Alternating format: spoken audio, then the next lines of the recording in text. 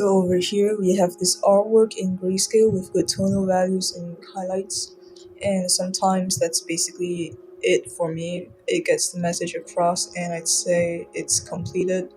However, there are times where I plan on adding more colors to the piece to make it look more interesting. For that, I usually utilize color gradients, and I'm gonna show you how and what that process usually looks like using this piece as an example. So these are all my color gradient layers, and I'll review them after, but basically when I have a completed piece in grayscale like this, I start to experiment with whatever color gradients I think could fit. Sometimes, and in this case, I use movie scenes to help set the mood and tone of the scene, like really cinematic shots where there's good lighting. Afterwards, I make a few minor tweaks. Sometimes I'll add a few more minor details to the piece even after adding the gradients. Like here in another example where I colored in the whites of my character's eyes since I noticed they didn't stand out as much before. So really all you gotta do is experiment and play around. And yeah, that's basically all there is to it. So it's actually really simple. You might notice over here all my gradient maps are set to soft light, and that's because that's my go-to for most gradient maps. I do try to experiment like a little, but most of the time I just end up defaulting back to soft light anyway.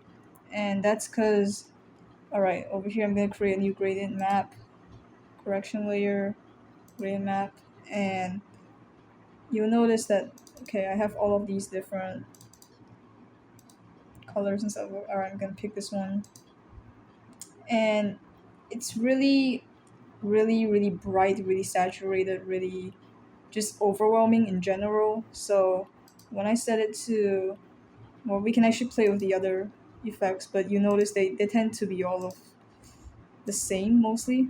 So when I go to soft light, it hits like this, and it usually comes out with like a result that I prefer compared to the other ones. So yeah, that's my reason for it. And yeah.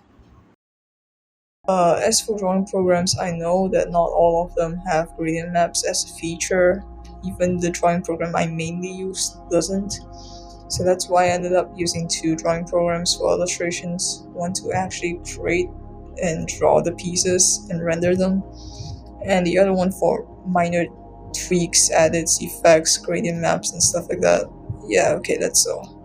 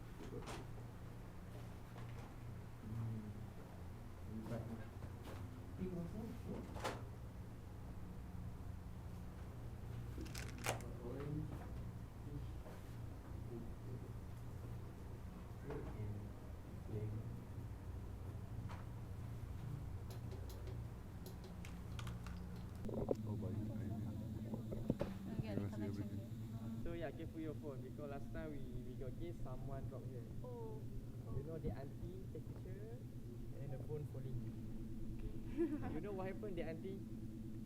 She jumped. She buy new food. Oh, okay.